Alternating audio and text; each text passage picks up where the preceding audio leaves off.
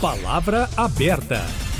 Olá, ouvinte internauta. Na próxima semana, senadores devem sabatinar o advogado Cristiano Zanin, indicado pelo presidente Lula para a vaga de ministro do Supremo Tribunal Federal. Desde a Constituição de 1988, os parlamentares precisam aprovar a escolha, que é a atribuição exclusiva do presidente da República. Este modelo vem desde a República Velha, entre 1889 e 1930, e foi inspirado na experiência norte-americana.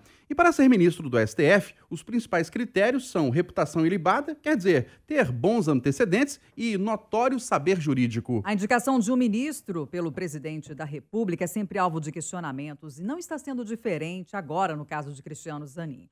O jurista defendeu Lula em processos da Lava Jato, inclusive sendo autor dos recursos que o tiraram da cadeia e anularam os julgamentos. No momento, há no Congresso uma PEC, proposta de emenda à Constituição, que prevê mudanças nos critérios. Afinal, essas regras precisam mesmo ser alteradas? Para debater o assunto, Eustáquio Ramos e eu, Kátia Pereira, estamos recebendo agora no Palavra Aberta o advogado, mestre em Direito Público e professor da PUC do Paraná, Nazário Nicolau. Bem-vindo ao Palavra Aberta, obrigada pela presença. Muito obrigado, Kátia. Bom dia, Eustáquio. Estamos recebendo também o professor da Faculdade de Direito da UFMG, doutor em Direito Constitucional, Fernando Jaime. Professor Fernando, obrigado pela presença. Eu que agradeço o convite, Eustáquio. Bom dia, Kátia. Bom dia, Nazário. É um prazer estar aqui, uma honra. Bem-vindo ao Palavra Aberta. E vamos começar ouvindo, então, o professor Nazário Nicolau. O senhor defende mudanças nesses critérios para a escolha de ministro do Supremo Tribunal Federal e quais seriam?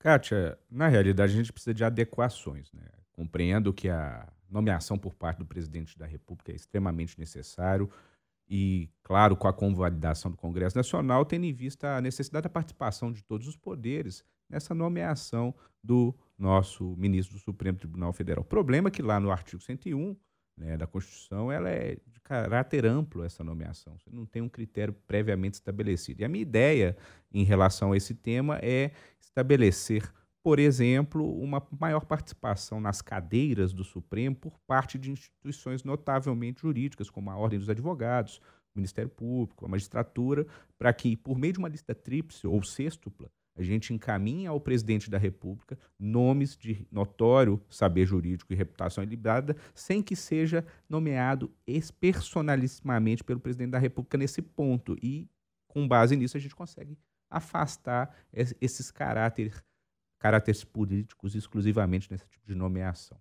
Professor Fernando Jaime, a gente tem no Brasil a máxima, né, de independência, mas harmonia entre os poderes. O presidente da República, que é do Poder Executivo, escolher um ministro do Supremo, que é do Poder Judiciário, não é interferência do Executivo no Judiciário?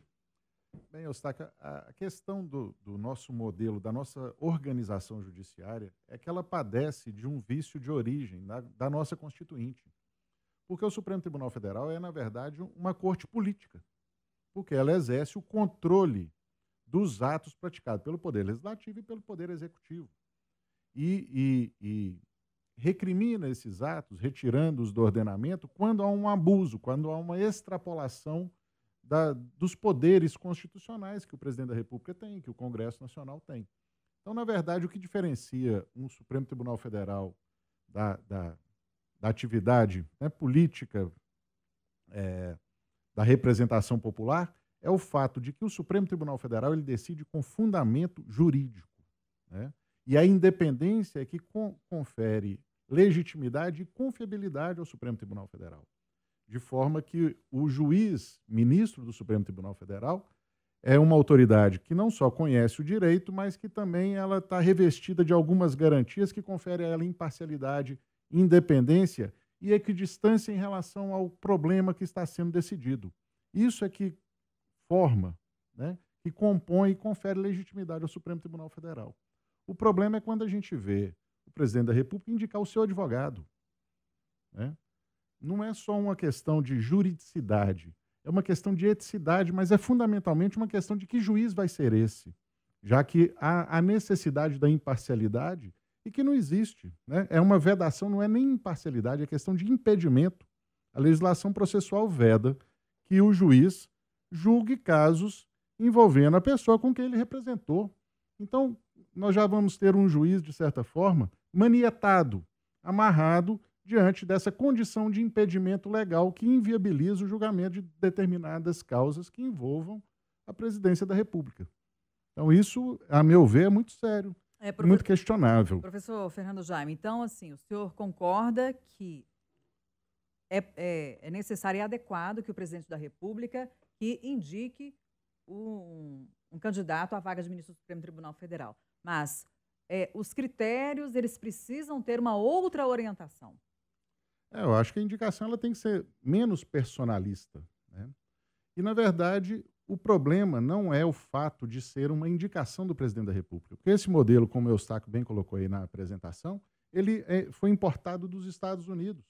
E nos Estados Unidos isso sempre aconteceu e sempre houve um controle político e um controle social das nomeações, né? De forma que a indicação do presidente da República não é uma chancela automática. Então, no nosso caso, nós tivemos o Senado, né, que nunca na história recusou uma indicação do presidente da República. Nós podemos democratizar essa composição do Supremo, né?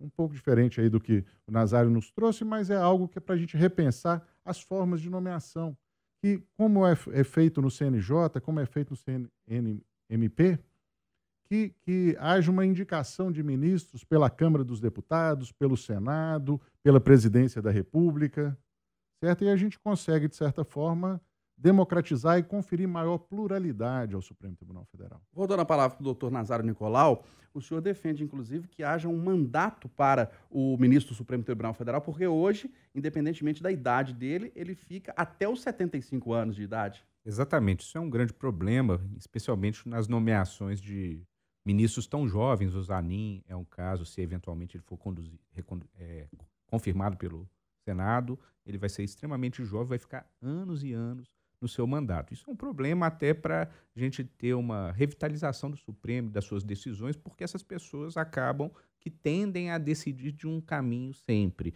Então a ideia, é claro, é estabelecer um mandato, 8 anos, 10 anos que seja, sem recondução, para que viabilize essa revitalização no Supremo Tribunal Federal. Concurso público seria um caminho? Concurso para ministro? Porque existe concurso para promotor de justiça, para juiz, para outras áreas do direito, para delegado de polícia, para defensor público, para ministro supremo? É uma relação delicada. Eu compreendo que não é o caminho, tendo em vista, primeiro, que a gente vai recair na questão da vitaliciedade novamente, que a gente compreende que não é um caminho para uma corte constitucional. Segundo, porque o Supremo Tribunal Federal, ele tem um viés de decisão que intervém nos demais poderes, e a ideia de ter uma pessoa com um caráter vitalício, que é um dos requisitos, né, estabilidade e vitaliciedade, salvo compulsória, na minha concepção, a gente fica no mesmo lugar. O senhor concorda, professor Fernando Jaime, de mandato, de prazo para ocupar o cargo de ministro do Supremo Tribunal Federal? Sim, concordo plenamente. O que aconteceu na nossa história é que nós nos filiamos ao modelo federativo norte-americano e importamos esse modelo lá na Constituição, na primeira Constituição republicana. Só que depois, né, houve uma profunda transformação na organização político-judiciária da Europa, que tem a mesma raiz do nosso direito, né, a matriz romano-germânica. E nós mantivemos fidelidade a esse modelo norte-americano. Então, hoje nós temos uma incongruência. E na Europa, esse modelo de composição dos tribunais constitucionais, das Supremas Cortes, ela é feita dessa forma que eu menciono, né? Com uma pluralidade de atores indicando os seus juízes e por mandato. Esse mandato não é só uma questão de renovação, mas é uma questão de oxigenação da própria interpretação da Constituição. Porque um ministro que se mantém durante 30 anos, ele se mantém fiel às suas convicções jurídicas. É o que se espera de um ministro para conferir segurança jurídica, estabilidade, previsibilidade, né? Mas acontece que ao longo dessas 3 décadas que um ministro fica no Supremo Tribunal Federal, a sociedade evolui, ela muda, ela se transforma e ela precisa de uma atualização. Então essa renovação por meio de mandatos, ela faz exatamente essa oxigenação da interpretação e da aplicação da Constituição para a sociedade. Para a gente finalizar, doutor Nazário Nicolau,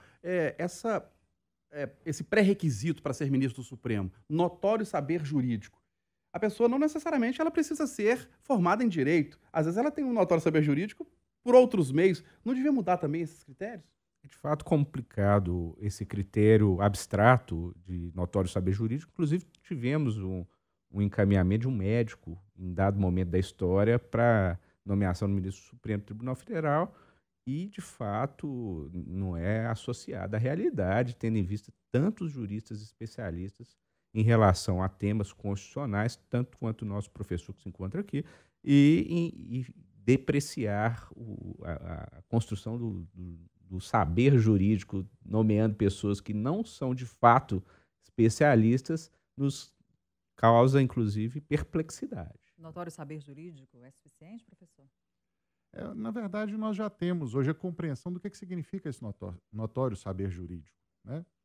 É não só ter o conhecimento do direito, mas ter a habilitação para o exercício do direito, certo? Na prática, passa, então, pela formação acadêmica.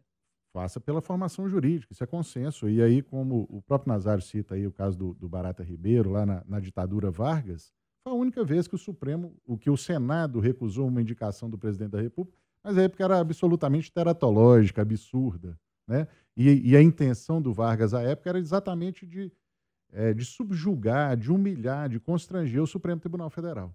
Nós debatemos no Palavra Aberta as indicações para o Supremo Tribunal Federal, os critérios de escolha. Recebemos o advogado Nazário Nicolau, que é especialista, que é mestre em Direito Público e professor da PUC do Paraná. Professor Nazário, obrigado pela presença, um grande abraço. Muito obrigado, Eustáquio, Kátia, professor, um abraço a todos. Obrigada e agradecemos também a Fernando Jaime, que é professor da Faculdade de Direito e doutor em Direito Constitucional pela UFMG. Obrigada pela presença mais uma vez, até a próxima. Eu que agradeço, Kátia, agradeço, Eustáquio, um prazer, Nazário, e uma boa tarde a todos que nos assistem e nos escutam. Grande abraço.